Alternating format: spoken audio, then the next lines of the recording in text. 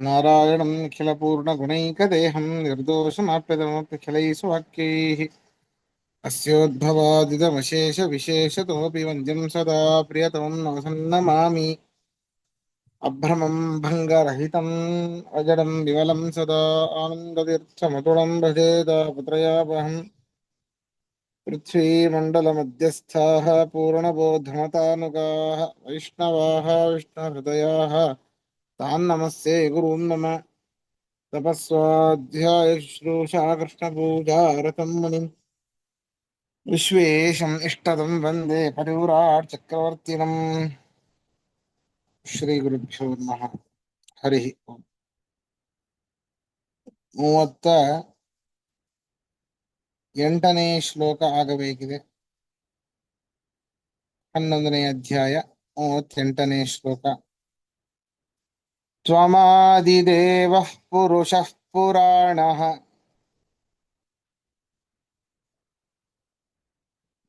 ತ್ವಮಸ್ಯ ವಿಶ್ವಸ್ಯ ಪರಂ ನಿಧಾನಂ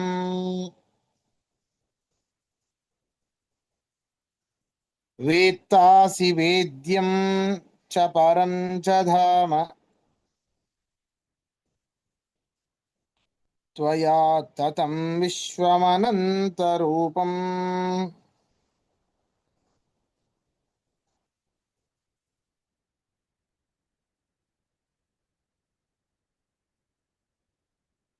ಅರ್ಜುನ ಇನ್ನು ಕೃಷ್ಣನ ಬಗ್ಗೆ ಬಾರಿ ಬಾರಿಗೂ ಹೇಳ್ತಾ ಇದ್ದಾನೆ. ಆ ಒಂದು ವಿಶ್ವರೂಪವನ್ನು ನೋಡಿ ಬಹಳ ಪುಲಕಿತನಾಗಿದ್ದಾನೆ. ತ್ವಂ ಆದಿದೇವ ಏಕೋ ನಾರಾಯಣೋ ಆಸೀತ್ ನ ಬ್ರಹ್ಮ ನ ಚ ಶಂಕರ ಅಂತ ವೇದ ಹೇಳುತ್ತೆ. ಹಿಂದೆ ಒಬ್ಬನೇ ಒಬ್ಬ ಇದ್ದ ಸೃಷ್ಟಿಯ ಆದಿಯಲ್ಲಿ. ನಾರಾಯಣ ಏವ ಆಸೀತ್ ನ ಬ್ರಹ್ಮ ನ ಚ ಶಂಕರ. ಯಾ ಬ್ರಹ್ಮ ಇರಲಿಲ್ಲ, ಯಾ ರುದ್ರ ಇರಲಿಲ್ಲ. ಆದ್ದರಿಂದಾಗ ಆದಿದೇವ. ಪುರುಷ ಅನಂತ ಗುಣ ಪರಿಪೂರ್ಣ ನೀನು, ಆದ್ದರಿಂದಾಗಿ ಪುರುಷ. ಪುರಾಣ ಬಹಳ ಸನಾತನ ನೀನು.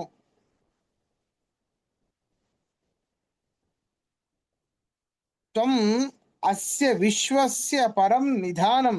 ನೀನು ಈ ಒಂದು ಜಗತ್ತಿಗೆ ಅತ್ಯಂತ ಶ್ರೇಷ್ಠವಾದ ಆಶ್ರಯ. ಎಲ್ಲರೂ ಕೂಡ ಆಶ್ರಯರೇ. ಅರ್ಥಾತ್ ಆಯಾಯ ಪದಾರ್ಥದಲ್ಲಿ ಇರುವಂತಹ ಅಭಿಮಾನಿ ದೇವತೆಗಳು ಅವರೂ ಕೂಡ ಆಯಾ ಪದಾರ್ಥಗಳಿಗೆ ಆಶ್ರಯರೇ. ಅವರಲ್ಲಿಯೂ ಕೂಡ ನೀನು ಭಾರತೀಯ ರಮಣ ಮುಖ್ಯ ಪ್ರಾಣಾಂತರ್ಗತನಾಗಿ ಎಲ್ಲ ಕೆಲಸವನ್ನೂ ಮಾಡಿಸ್ತೀಯ. ಆದ್ದರಿಂದಾಗಿ ಅಸ್ಯ ವಿಶ್ವಸ್ಯ ಪರಂ ನಿಧಾನಂ. ಈ ಒಂದು ವಿಶ್ವಕ್ಕೆ ಮುಖ್ಯವಾದ ಕಾರಣ, ಮುಖ್ಯ ಆಶ್ರಯ, ಶ್ರೇಷ್ಠವಾದ ಆಶ್ರಯ ನೀನೆ. ಎಲ್ಲವನ್ನ ತಿಳಿದಂತಹ ಸರ್ವಜ್ಞ ಶಿಖಾಮಣಿ ನೀನು. ವೇತ್ತಾ ವೇದ್ಯಂ. ಜಗತ್ತಿನಲ್ಲಿ ಒಂದು ತತ್ವವನ್ನ ತಿಳಿದರೆ ಎಲ್ಲವನ್ನೂ ತಿಳಿದ ಹಾಗೆ ಅಂತ ಆಗುವಂತಹ ಆ ಒಂದು ಏಕೈಕ ತತ್ವ ಅದು ನೀನು. ವೇದ್ಯಂ ಪರಂಚಧಾಮ. ಅನೇಕ ತೇಜಸ್ ಸಮೂಹ ನೀನೆ. ಈ ನಿನ್ನ ಒಂದು ರೂಪ ಏನಿದೆ, ಅನಂತ ರೂಪದಿಂದ ನೀನು ಇಡೀ ಜಗತ್ತನ್ನ ವ್ಯಾಪಿಸಿದ್ದೀಯಾ. ಸೂಕ್ಷ್ಮ ರೂಪದಿಂದ ಇಡೀ ಜಗತ್ತನ್ನೇ ನೀನು ವ್ಯಾಪಿಸಿದ್ದೀಯಾ ಎಂಬುದಾಗಿ ಅರ್ಜುನ ಕೃಷ್ಣನನ್ನ ಕುರಿತು ಹೇಳ್ತಾ ಇದ್ದಾನೆ. ಅರ್ಥ ಬರ್ಕೊಳ್ಳಿ. ತ್ವಂ ನೀನು, ತ್ವಂ ನೀನು, ಆದಿದೇವ ಆದಿದೇವನು, ಆದಿದೇವ ಆದಿದೇವನು, ಪುರುಷ ಸರ್ವಗುಣ ಪರಿಪೂರ್ಣನು, ಪುರುಷ ಸರ್ವಗುಣ ಪರಿಪೂರ್ಣನು,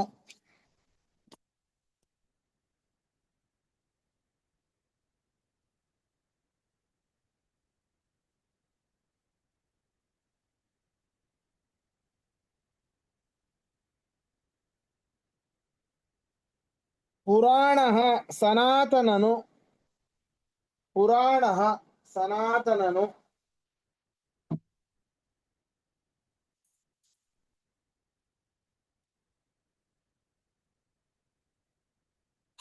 ತ್ವಂ ನೀನು ಅಸ್ಯ ವಿಶ್ವಸ್ಯ ಈ ಜಗತ್ತಿಗೆ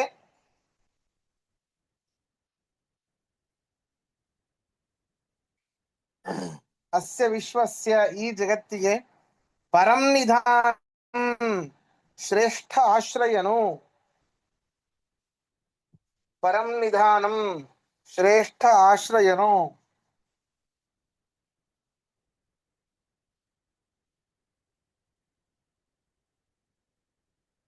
ವೇತ್ತಾಸಿ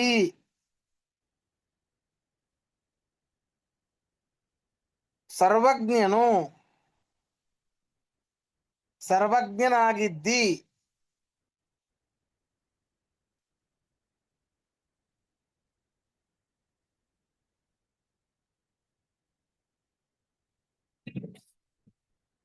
ವೇತ್ತಾಸಿ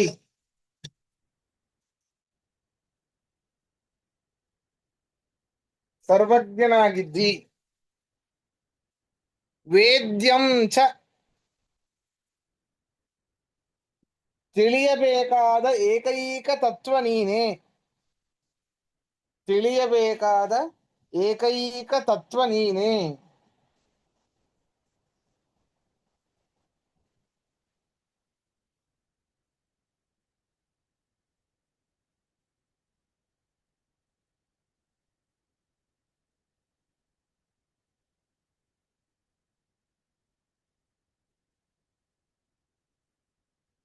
ವೇತ್ತಾಸಿ ತಿಳಿಯಬೇಕಾದ ಏಕೈಕ ತತ್ವ ನೀನೆ ವೇದ್ಯಂ ಚ ತಿಳಿಯಬೇಕಾದ ಏಕೈಕ ತತ್ವ ನೀನೆ ಪರಂ ಧಾಮ ಚ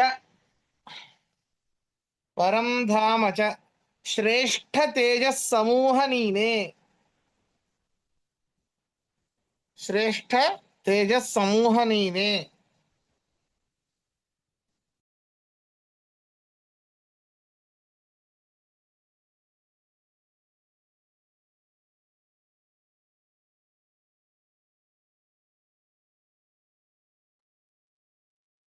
ಪರಂ ಧಾಮ ಚ ಶ್ರೇಷ್ಠ ತೇಜಸ್ ಸಮೂಹ ನೀನೆ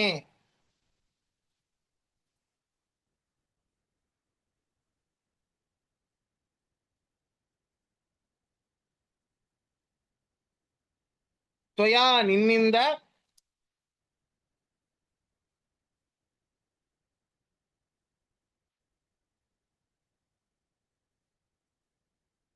ತ್ವಯ ಒಂದು ನಿಮಿಷ ಅನಂತ ರೂಪ ತ್ವಯ ಬೇಡ ಅನಂತ ರೂಪ ಏ ಅನಂತ ರೂಪ ಉಳ್ಳವನೇ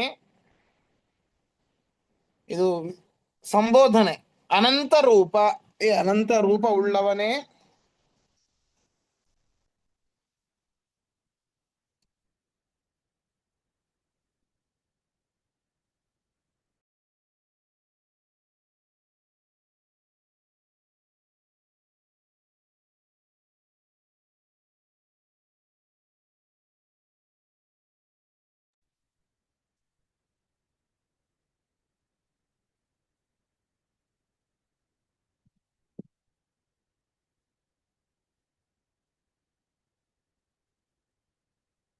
ಅನಂತ ರೂಪ ಏ ಅನಂತ ರೂಪ ಉಳ್ಳವನೇ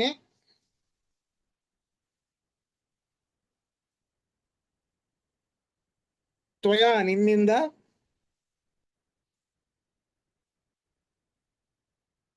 ವಿಶ್ವಂ ಇಡೀ ಜಗತ್ತು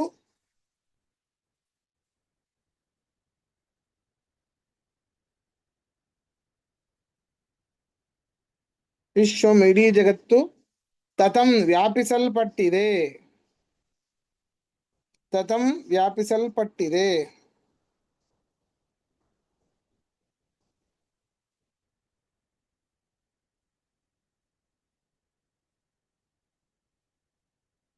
ಪ್ರಶ್ನೆ ಇದ್ರೆ ಕೇಳಿ ಮುಂದೆ ಹೋಗೋಣ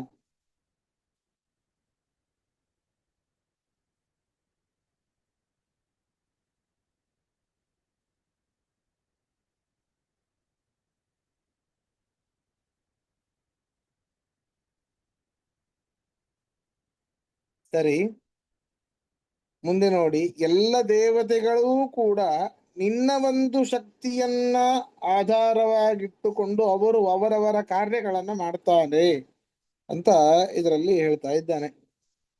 ವಾಯುರ್ಯಮೋಗ್ನಿರ್ವರುಣ ಶಶಾಂಕ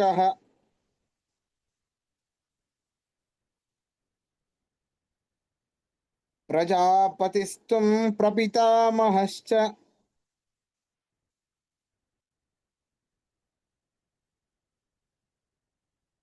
ನಮೋ ನಮಸ್ತೆಸ್ತು ಸಹಸ್ರಕೃತ್ವಃ ಪುನಶ್ಚ ಭೂಯೋಪಿ ನಮೋ ನಮಸ್ತೆ.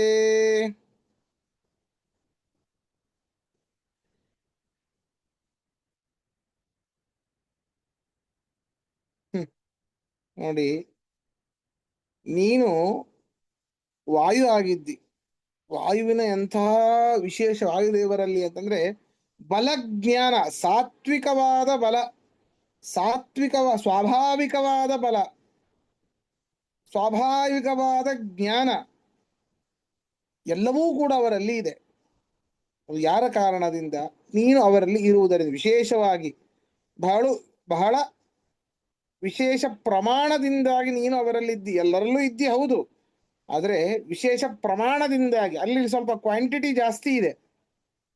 ಕ್ವಾಂಟಿಟಿ ಅಲ್ಲಿ ಪರಮಾತ್ಮನ ಒಂದು ಅನುಗ್ರಹ ಜಾಸ್ತಿ ಇರೋದ್ರಿಂದಾಗಿ, ಅಥವಾ ಪರಮಾತ್ಮನೇನೆ ಅವರಲ್ಲಿ ಇರುವುದರಿಂದಾಗಿ, ಅವರಲ್ಲಿ ಇರುವಂತಹ ಬಲ, ಜ್ಞಾನ, ಈ ಈ ಎರಡರ ಕ್ವಾಂಟಿಟಿ ಮತ್ತೆ ಕ್ವಾಲಿಟಿ ಎರಡೂ ಜಾಸ್ತಿ ಇದೆ.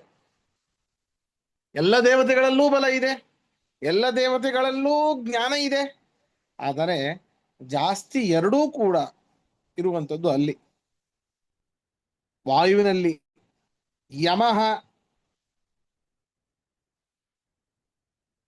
ಯಮನಲ್ಲೂ ಇದ್ದಿ, ಎಲ್ಲರನ್ನ ನಿಯಂತ್ರಿಸುವುದರಲ್ಲಿ ನೀನಿದ್ದಿ, ಅವನಲ್ಲಿ ಆ ಒಂದು ರೂಪದಿಂದ ಇದ್ದಿ. ಹಿಂದೆ ನಾವು ನೋಡಿದ್ದೇವೆ 10ನೇ ಅಧ್ಯಾಯದಲ್ಲಿ.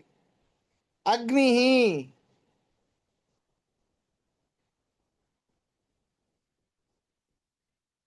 ಇಡೀ ಅಗಾನ್ ನಯತಿ ಇತಿ ಅಗ್ನಿ, ಅಗ್ರತ್ವಾದ್ ಅಗ್ನಿನಾಮಾಸೌ, ಅಗ್ನಿಯಲ್ಲಿ ನೀನಿದ್ದಿ. ಅಗ್ರತ್ವಾದ ಅಗ್ನಿನಾಮಾಸು, ನೀ ಅಗ್ನಿ ಯಾಕೆ ಅಂತಂದ್ರೆ ಎಲ್ಲರಕ್ಕಿಂತಲೂ ಕೂಡ ಅಗ್ರಸ್ಥಾನದಲ್ಲಿ ನೀನಿದ್ದಿ, ಅರ್ಥಾತ್ ಮೊದಲಿಗೆ ನೀನಿದ್ದಿ, ಮೊದಲಿದ್ದವನು ನೀನು, ಆದ್ದರಿಂದ ನೀನು ಅಗ್ನಿ. ಅಗ್ನಿಯಲ್ಲಿ ನೀನಿದ್ದಿ. ವರುಣ, ವರುಣನಲ್ಲಿ ನೀನಿದ್ದಿ. ವರುಣ ಎಲ್ಲರ ನದಿಗಳಲ್ಲಿ ಇದ್ದಾನೆ. ಯಾರು ಪುಂಡರೀಕಾಕ್ಷನನ್ನ ಸ್ಮರಣೆ ಮಾಡಿ ನದಿಗಳಲ್ಲಿ ಸ್ನಾನ ಮಾಡ್ತಾರೋ, ಸಮುದ್ರಾದಿಗಳಲ್ಲಿ ಸ್ನಾನ ಮಾಡ್ತಾರೋ, ಅಂಥವರ ಪಾಪವನ್ನ ನಾಶ ಮಾಡುತ್ತಿ ನೀನು, ವರುಣನಾಗಿದ್ದಿ.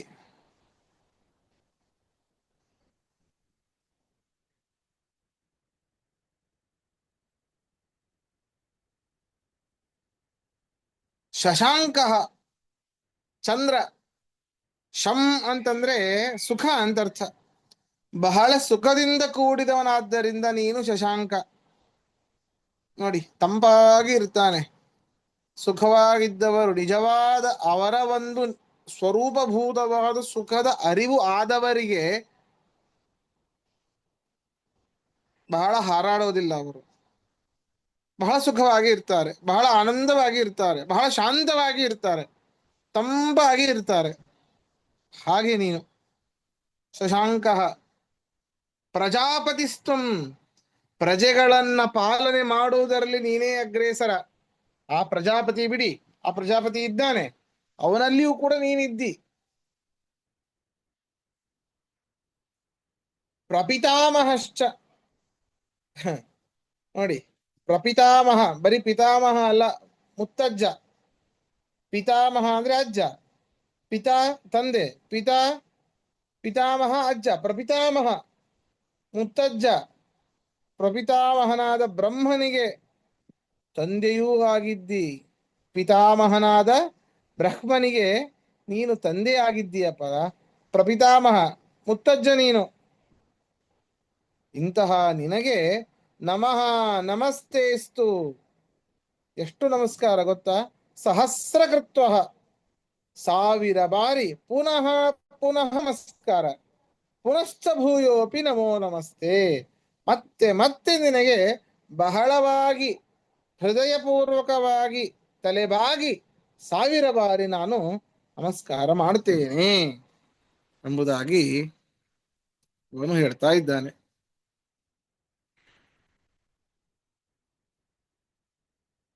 ಅರ್ಥ ಬರ್ಕೊಳ್ಳಿ. ವಾಯು, ನೀನು ಬಲಜ್ಞಾನ ರೂಪನಾದ್ದರಿಂದ ವಾಯು, ನೀನು ಬಲಜ್ಞಾನ ರೂಪನಾದ್ದರಿಂದ ವಾಯು. ಯಮಃ, ನೀನು ದೋಷ ದೂರನಾದ್ದರಿಂದ ಯಮ, ನೀನು ದೋಷ ದೂರನಾದ್ದರಿಂದ ಯಮ.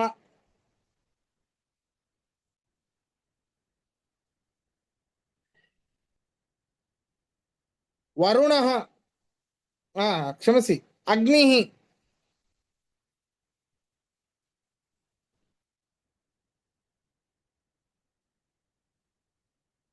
ಸ್ವಯಂ ಕ್ರಿಯೆ ಇಲ್ಲದಿರುವ ಜಗತ್ತನ್ನು ಪ್ರೇರಿಸುವುದರಿಂದ ನೀನು ಅಗ್ನಿ. ಸ್ವಯಂ ಕ್ರಿಯೆ ಇಲ್ಲದಿರುವ ಜಗತ್ತನ್ನು ಪ್ರೇರಿಸುವುದರಿಂದ ನೀನು ಅಗ್ನಿ. ವಿಚಾರ ಮಾಡಿ, ಜಗತ್ತಿನಲ್ಲಿ ಯಾವ್ದ್ಯಾವುದರಲ್ಲಿ ಕ್ರಿಯೆ ಇದೆ ಅಲ್ಲಿ ಅಗ್ನಿ ಇದ್ದೇ ಇದೆ.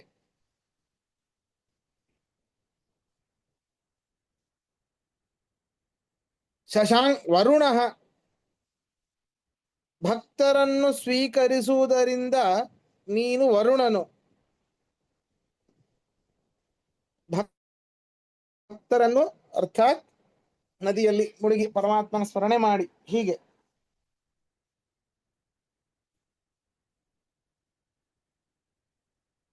ವೃಣಯತೆ ಇತಿ ವರುಣ, ಅರ್ಥಾತ್ ಭಕ್ತರನ್ನ ಸ್ವೀಕಾರ ಮಾಡ್ತಾನೆ.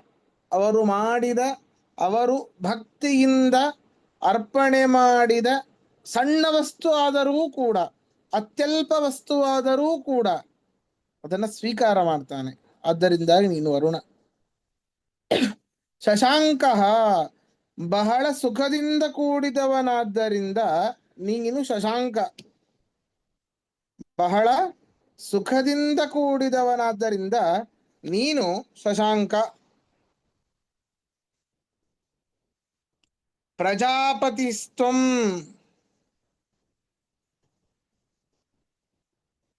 ಪ್ರಜಾಪತಿಸ್ತ್ವಂ, ಪ್ರಜಾಪಾಲನೆ ಮಾಡುವುದರಿಂದ ನೀನು ಪ್ರಜಾಪತಿಯು.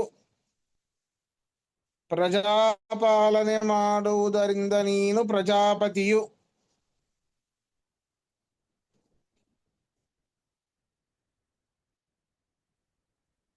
ಪ್ರಪಿತಾಮಹಶ್ಚ, ಪ್ರಪಿತಾಮಹಶ್ಚ, ಪಿತಾಮಹನಾದ ಬ್ರಹ್ಮನಿಗೂ ತಂದೆಯಾಗಿ, ಪಿತಾಮಹನಾದ ಬ್ರಹ್ಮನಿಗೂ ತಂದೆಯಾಗಿ ಪ್ರಪಿತಾಮಹನೂ ನೀನೇ. ಪಿತಾಮಹನಾದ ಬ್ರಹ್ಮನಿಗೂ ತಂದೆಯಾಗಿ ಪ್ರಪಿತಾಮಹನೂ ನೀನೇ.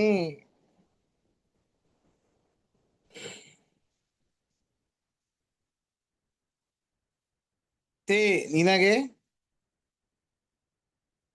ತೇ ನಿನಗೆ,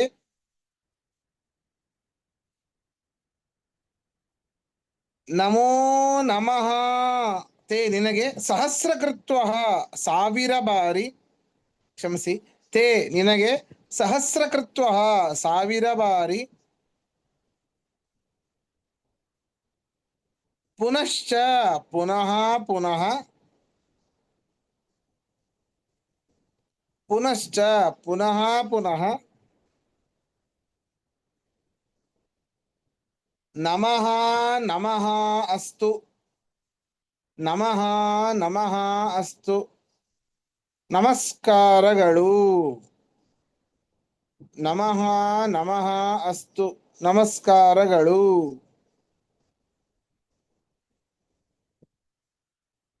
ಭೂಯೋಪಿ, ಮತ್ತೆ ಮತ್ತೆ ಬಹಳವಾಗಿ, ಭೂಯೋಪಿ ಮತ್ತೆ ಮತ್ತೆ ಬಹಳವಾಗಿ ತೇ ನಿನಗೆ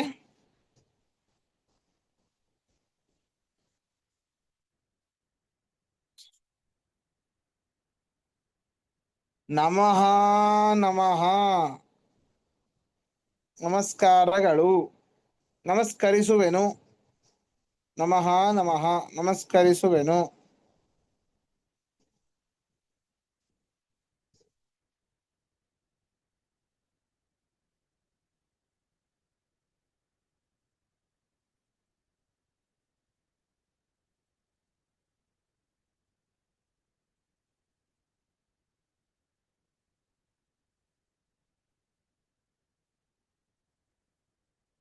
ಪ್ರಶ್ನೆ ಇದೆ ಕೇಳಿ, ಮುಂದೆ ಹೋಗೋಣ. ಆಚಾರ್ಯ, ಅಗ್ನಿಗೆ ನೀವು ಇದು ಮಾಡಿದ್ರಲ್ಲ ಪದಚ್ಛೇದ, ಹಾ ಅದು ಹೇಳ್ತೀರಾ ಮತ್ತೆ? ನಾನು ಬರ್ಕೊಂಡಿರೋದು ಹೋಯ್ತು. ಸ್ವಯಂ ಕ್ರಿಯೆ ಇಲ್ಲದಿರುವ ಜಗತ್ತನ್ನು ಪ್ರೇರಿಸುವುದರಿಂದ ಅಗ್ನಿ. ಅಲ್ಲ, ನಯತಿ ಇತಿ ಅಗ್ನಿಹೇನ. ಅದಾ ಅಗಾನ್ ನಯತಿ ಇತಿ ಅಗ್ನಿ. ಅಗಾನ್ ನಯತಿ. ಹಾ, ಅಗಾನ್ ಅಂದ್ರೆ ಬೆಂಕಿ. ಜಗತ್ತು. ಹಾ, ಸರಿ. ಅಗ್ರ್ಯತ್ವಾತ್ ಅಂದ್ರೆ ಅದು ಬೇರೆ. ಅದು ಅಗ್ರತ್ವಾದ ಅಗ್ನಿನಾಮಾಸು. ಅಗ್ರ್ಯ ಅಂದ್ರೆ ಅಗ್ರಸ್ಥಾನದಲ್ಲಿ ಇರುವುದರಿಂದ ಅವನು ಅಗ್ನಿ. ಹಾ, ಸರಿ. ಅಗ್ನಿ ಜಗತ್ತಿಗೆ ಏನ್ ಹೇಳಿದ್ರಿ? ಅಗ್ನ್ಯಾನ್. ಅಗಾನ್ ಅಗಾನ್ ನಯತಿ. ಜಗತ್ತನ್ನು, ಸರಿ. ಅರ್ಥಾತ್ ಜಗತ್ತಿನಲ್ಲಿರುವ ಪದಾರ್ಥಗಳನ್ನು ಅಂತ ಅರ್ಥ.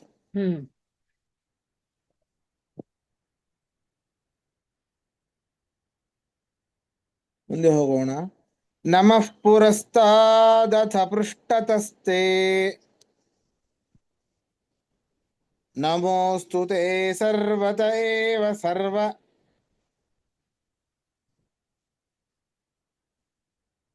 ಅನಂತ ವೀರ್ಯಾಮಿತ ವಿಕ್ರಮಸ್ತ್ವಂ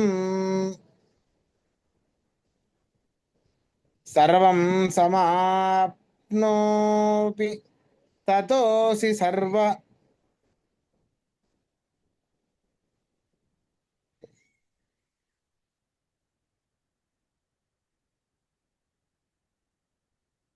ಸರ್ವಂ ಸಮಾಪ್ನೋಷಿ ಸರ್ವಂ ಸಮಾಪ್ನೋಷಿ ತತೋಪಿ ಸರ್ವಃ.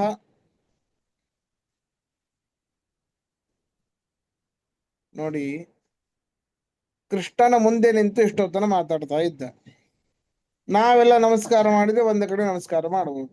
ಅವನು ಹೇಳ್ತಾ ಇದ್ದಾನೆ, ನಿನಗೆ ಪುರತಃ ನಮಃ, ಎದುರಿನಿಂದ ನಮಸ್ಕಾರ. ಪೃಷ್ಠತಃ ನಮಃ, ಹಿಂದಿನಿಂದಲೂ ನಮಸ್ಕಾರ.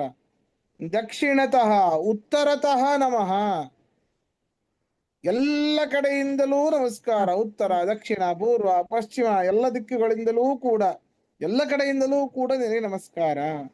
ಹೇ ಪೂರ್ಣನೇ, ನೀನು ಅನಂತ ವೀರ್ಯ, ಅನಂತ ಶಕ್ತಿ ಉಳ್ಳವನು ನೀನು, ಅನಂತ ಪರಾಕ್ರಮ ಉಳ್ಳವನು ನೀನು.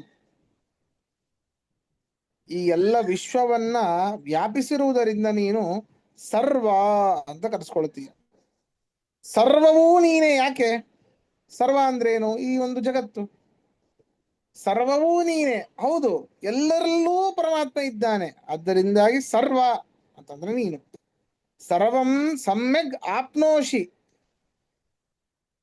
ಸಮಾಪ್ನೋಷಿ ಅಂದ್ರೆ ಎಲ್ಲದರಲ್ಲಿಯೂ ಕೂಡ ನೀನು